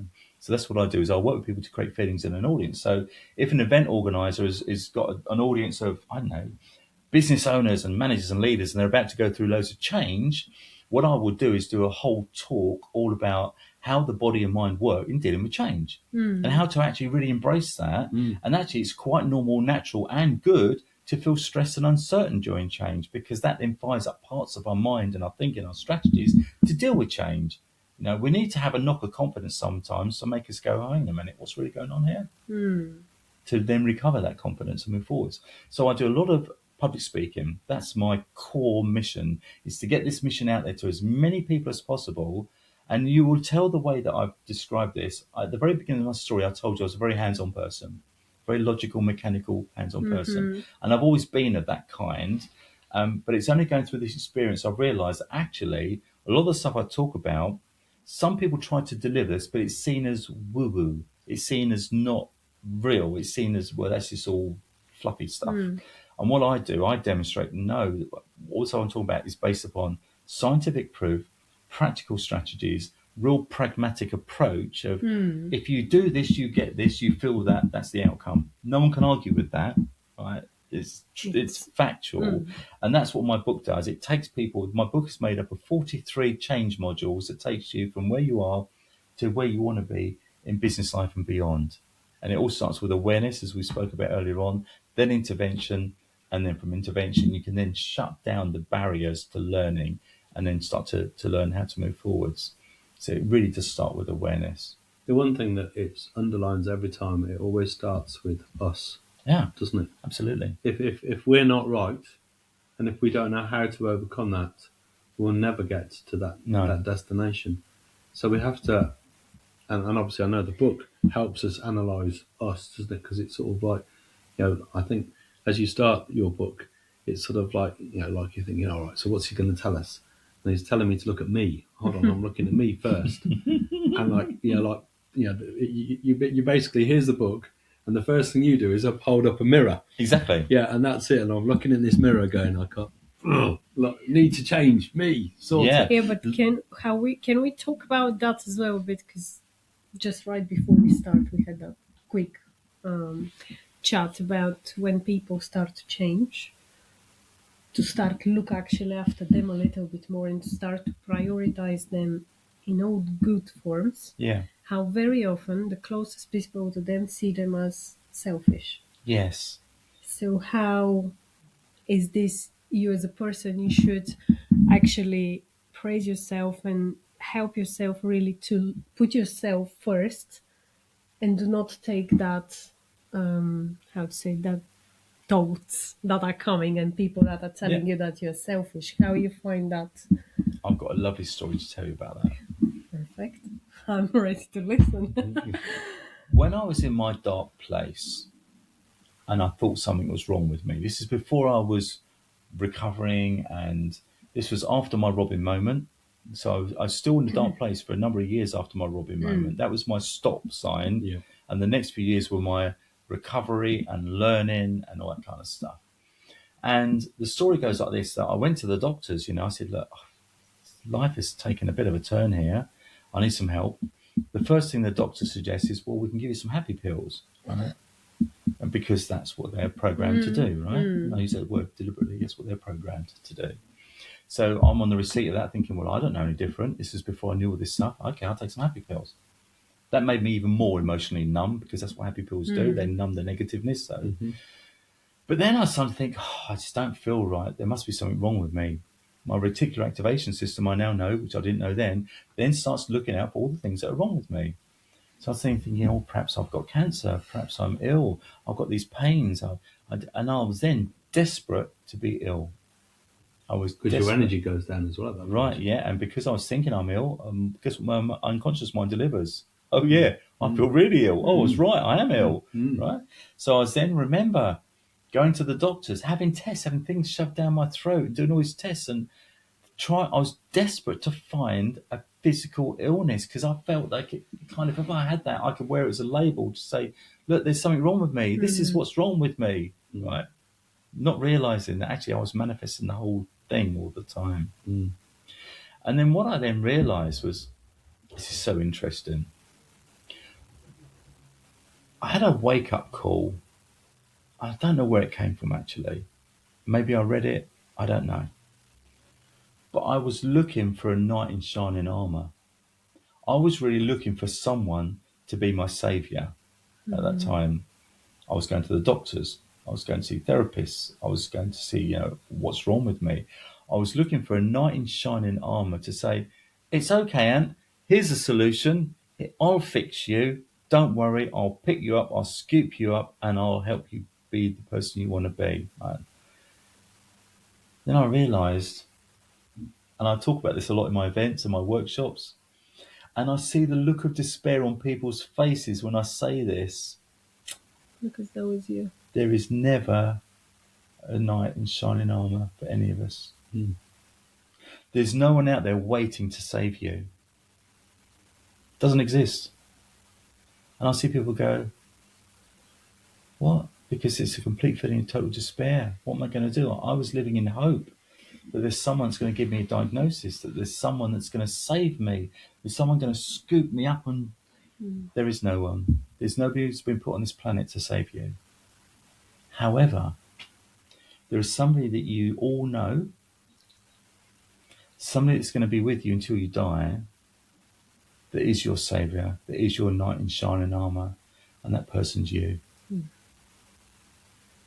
I think this is hitting quite hard, because very often that's the last thing we think. It is. We always look at someone else. When we realise that actually all we've got to do is just put that suit on and enable ourselves and empower ourselves to think, actually, using the knowledge, like the stuff I've spoke about here today, using the knowledge of self-awareness, accountability and ownership, why would I want anybody else to take my control, to be my saviour? It's about being me. And I'm going to come on to exactly the point that you mentioned just now.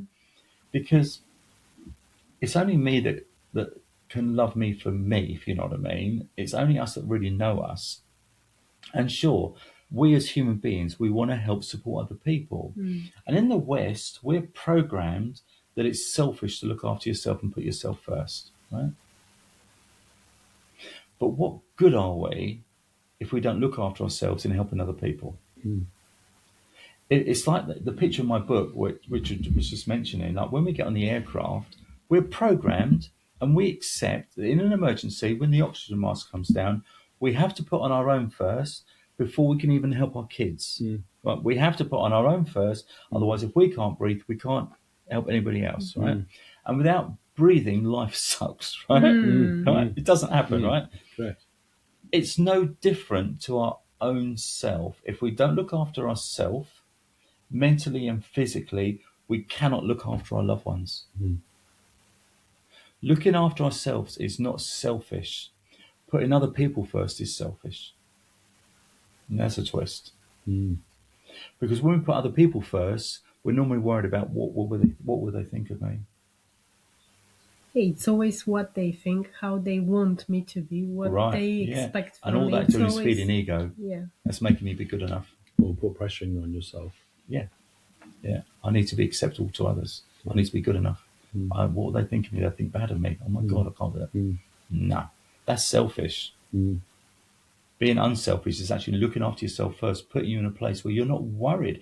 And I don't mean from an arrogance, oh, well, I don't care what they think about me. I don't mean that. Of course, no. But I mean actually not being paranoid about living your life to other people's standards. About saying, no, I am me for me. I love me for me. I know I'm a good dad. I know I'm a good partner. I know I'm a good bloke. I know that I'm a really good guy on this planet and I'm here on a really good mission. That sits so strong with me now. Where it never used to, because I was always worried about what other people think. That's why I was always after the big cars, the Range Rover, the big house, the money. I was always worried about what other people think. You know, if I build a vision in your mind, imagine this oriental mountainside, and you can see the mist and the clouds, and you can hear the bells of the shamanic monks calling in meditation, and there's a monk standing there in his orange robe, completely at peace, a total one with the world.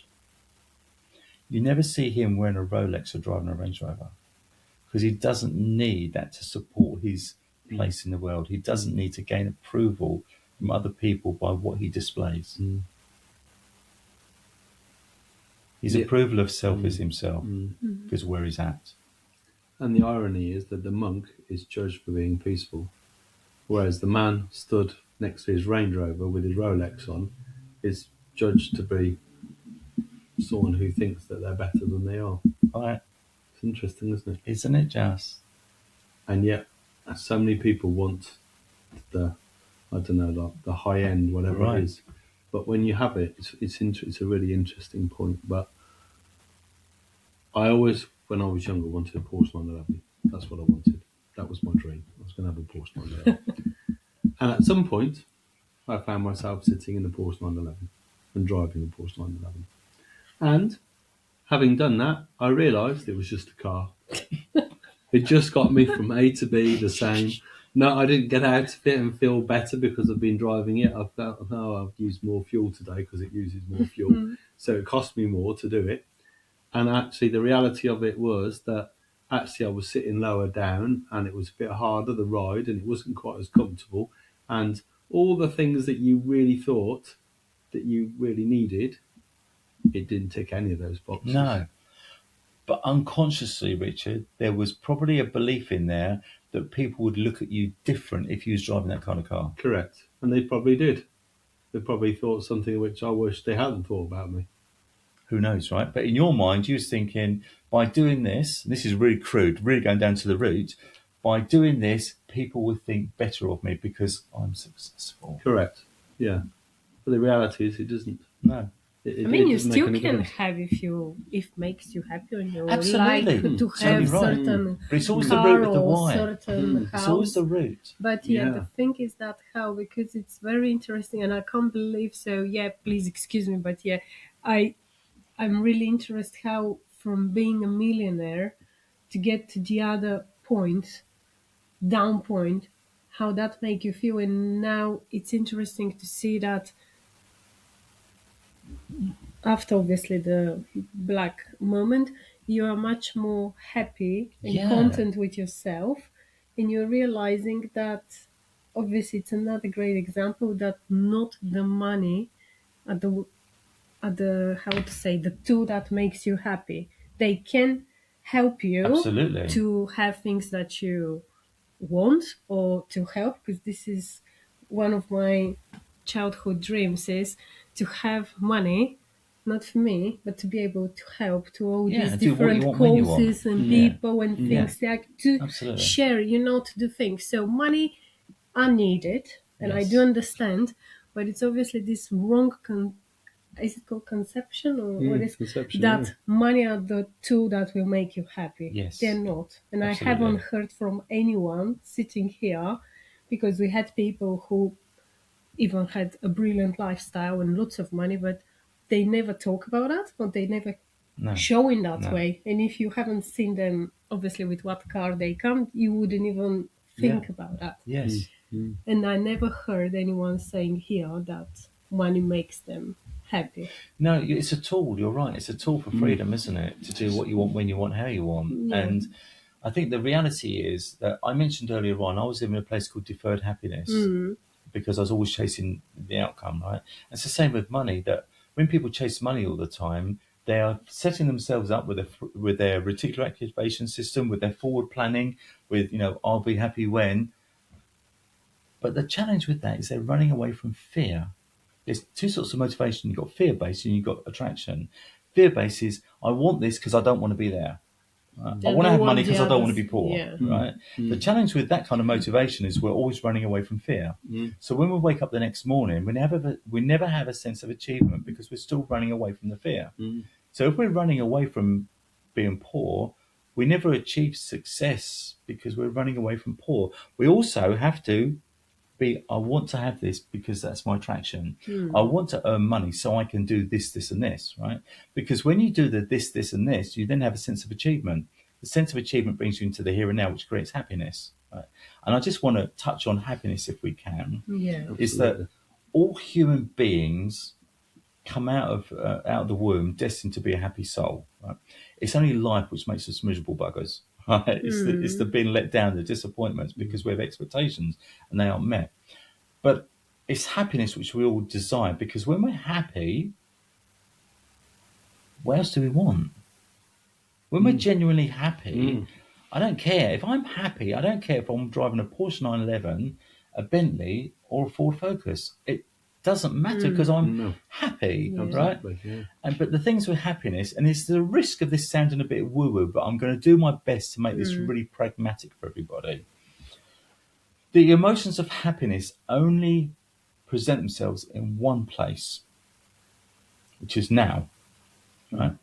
It's impossible to be happy in the past, right? Oh gosh, Right? yeah, that's really... So we can look back at the past and we can bring forwards happy moments and memories, but the experience of happiness is the now. I'm recalling what was in the past, right? Yeah. If I'm looking at the future, you cannot be happy in the future unless you bring that feeling into the here and now. Things like, I'm excited about the future. I've got lots of hope about the future. I'm looking forward to that. But the actual feeling of happiness is here now, right? So the only place to feel happy is by living in the present, right? Something that we forget very often. Don't we just, right? Stress, because we're living stressful times, stress causes us to live either in the past, we're looking at what went wrong, what went right, or the future, I'll be happy when. And most people are jumping between past, future, past, future, past, future, past, and they're skipping the here and now.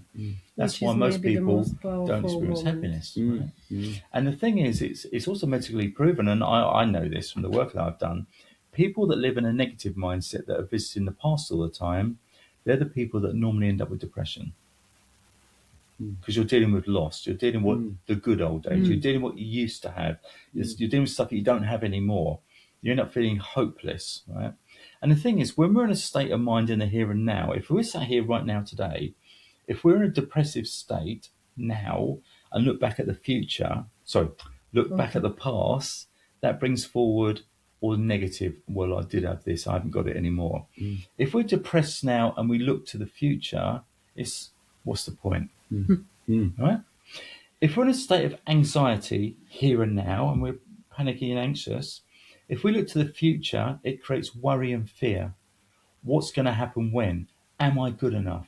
I can't do that. What will go wrong? Right? That's what creates anxiety. Anxiety is created by people fear of the future. If we're in the here and now with anxiety looking at the past, we can't experience it. It's numb. We can't be anxious about the past because it's gone. We can't do anything to change it, right? So here's another one. If we're happy in the here and now, if we look back at the past with happiness, it brings forward pleasant memories, success, happiness, right? And it brings the happiness into the here and now. If we're happy now and we look to the future, it brings us optimism, hope, belief, faith, and experience. But most people jump past, future. It's the happiness. It's all about having that full stop moment. When we find ourselves drifting in the past or drifting in the future, it's shouting ourselves, full stop. Stop that, bring me to the here and now. Where am I right here, right now? And that's what makes the incredible difference. Just bringing it back. And when I talk about age, right, I can guarantee when I'm working with a large audience, and I do a lot of stuff with live interactive voting using mobile phones, it's completely anonymous. That's great. When I do a talk, I empower everybody with the QR code. They put their phone at the QR code, and whatever question I pose on the screen, it automatically comes up on your mobile phone, and people can answer anonymously. Yeah. Right. So I can say to the audience, well, who here today feels like this or has ever felt like this? Now, if it's a sensitive question like who's been touched by depression, if it was an open hands up, a lot of people want. Yeah. Of course, quite right. But because it's completely anonymous, people are much more willing to. Doesn't care. And then when I then share the results back to them, did you realise that 90% of you in the room here have been touched by depression? I just want to say it's normal. It's normal to feel or be touched by depression. It's a human experience. It's a human given. It's part of who we are, because that's part of our emotional state to actually gear us up as an alert. We need to think about what's become traumatized in the Western world of anxiety and depression. It's all like negative. No, that's our protection mechanism. When we're depressed, it's us telling ourselves not to go where we were. When we're suffering anxiety, it's us telling ourselves, be careful. It's our protection mechanisms. And when we embrace that with the positive aspect, that's just me looking after myself. Okay, now I get it. And that leads us to that point where we always want to be surrounded by the people who make us smile. They bring us happiness. Tribes. They bring us joy. Tribes. We're going back to that, aren't we? And we just get to that and point. And the good energy that is around yourselves to keep you. And when you're surrounded by that, life just lifts up. Doesn't it just? It really lifts up. And honestly, I think we probably had this conversation, I'm sure we did, that, if you actually, maybe you'd never run a business before, but if you literally worked with 5 entrepreneurs and the other 5 people in the room were entrepreneurs and you were the non-entrepreneur, probably by the end of that year, you probably would become an entrepreneur. I talk about this, Richard. I call it averaging. And as a human being, we talk about being infectious or contagious or that kind of stuff, like you're taking up the vibe off everybody else. I call it averaging, and you're absolutely bang on that we become, as human beings, all my studies, we become an average of the 5 people we spend most of our time with. Yeah. And that's a good thing. So so pick your 5. We have to focus on the right 5 people around you. Absolutely. And don't be afraid to do that. And that's one of the most important things. Don't be afraid to be surrounded by the people who you really like. Absolutely. Who you want to be like. Yeah, because they take you there. They'll take you on that journey. I can guarantee that Richard Branson does not surround himself by people of a negative mindset. For sure. Absolutely not. Right? It's just obvious when we say that, isn't it? Yeah, if he'd walk away from them. He'd say, lovely to meet you, and then you're gone. Right? And it's the same, like, if us 3, if we were to join this cult of people that really love rock music, within a year we'd be rock legends. Right? Or if we was to be living, as you say, with entrepreneurs, successful people, we would take on their attitudes and beliefs, and that's who we become. Because we are just a walking, talking module, collection of modular cells of what we believe. And I think that's one of the things in life, as we've experienced certainly in the last 2 years since doing this podcast, is that we want to meet people who are inspirational. And as you meet people who are inspirational, they impart their inspiration into our lives. They leave a real positive impact, and they've lifted us to places and given us opportunities that we didn't expect to have. And that knowledge and that positivity has touched our lives, and it is touching other people's lives who we're meeting around us. So that footprint, however small it may seem, becomes larger and larger every day. Huge. Absolutely. I'm going to be at risk of being woo-woo, right? But I'll explain it. When I learned that we're just energy, I struggled with this at the beginning. I thought, no, that's made of wood. That's not energy. And I just thought, and I really struggled. So if you're listening to this now and you're thinking I'm sounding a bit woo and a bit woolly here, just go with me on this. We are just bundles of energy which then vibrate at certain frequencies that then become matter, right? And it's matter that creates a solid form. At the very beginning, Meri, you said about music. You just love music, and it creates a good vibe, a good feeling. And I think this is the way to explain it: is that just about everybody will understand that when they listen to music, it affects your mood, right? If you listen to something pretty uplifting and beaty, whatever floats your boat, you take that energy on, right? And that's how you feel. And if you're doing something pretty like black and dark and macabre, it's like, it takes us there as well, right? Because we're affected by energy. And this is where I'm not being sexist. This is so true, right? Blokes and women are different on this next bit. People can challenge me, right? But females are always so much better in tune with emotions and vibrations of frequency than blokes. Right? I can guarantee that if us three was to walk into a room full of people, Meri would pick up so much quicker than you and me who's had an argument, who doesn't want to be there, who's probably having an affair. Right? They would just pick all this up, right? And it would become an intuitive feeling. They would just pick up the vibe who doesn't want to be there, because the persons are vibrating energy, right? And it's no different to each person playing a track of music. Right? Because we accept now that if we receive music, it makes us how we do. And music is just vibrations of energy. That's all music is vibrations of it. In fact, all I've been doing all morning here is just expressing vibrations of energy through my voice, through sound. Sound is just vibrations of energy. Right? We know that. We also know that human beings can only see 1% of light. So what's going on in the other 99%, right? We don't know, because we can't see it. But of course you can with infrared machines and microwave and all that kind of stuff. There's so much else going on. And they're all radio waves or microwaves or the actual fact, no, they're frequencies of vibration. It's all frequencies. Everything around us is based upon frequencies of vibration. And it's how we vibrate which then attracts other people. And if we're giving off a bad vibe... We laughed earlier when you said about walking in a room, because very often this is happening, and I'm sharing with Richard, and I'm like, I'm going to say to him something or whatever, this is not my vibe, or something is not whatever I feel it, or we say, and after that, in a little while, he will be like, at the end, he'll be like, do you know what? I feel the same, or I get what you mean. But we're slower to pick that up. But it's really, that's why he laughed, because we had this quite a few times. So we go someplace, or we see something, and it's like something, I don't know, I don't feel comfortable with that, or I don't think this is right vibe. Or and it's the same with atmosphere in a room. It's the same with an individual. Yes. Sometimes you can meet somebody and you just think, you just haven't got my energy. But the thing is, also, I just want to add to this, all these people that might be sitting there thinking, oh, this is a bit fluffy for me, I just ask them to, have you ever heard these expressions? Yeah, you're on my wavelength. But we use expressions like that, or I just get a bad vibe about them. What we're really talking about with those expressions is vibrations of energy and frequency.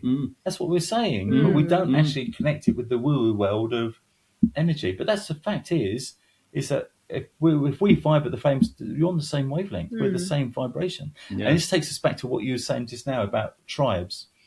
As human beings, we know we're safe in numbers, right? That's where we are. As I mentioned, we're not a lone panther. We are safe in numbers, and that's why we always want to be within a tribe of like-minded people. And because that's our driver, is to be accepted within a tribe. The flip side of that is, am I good enough to be accepted in the tribe?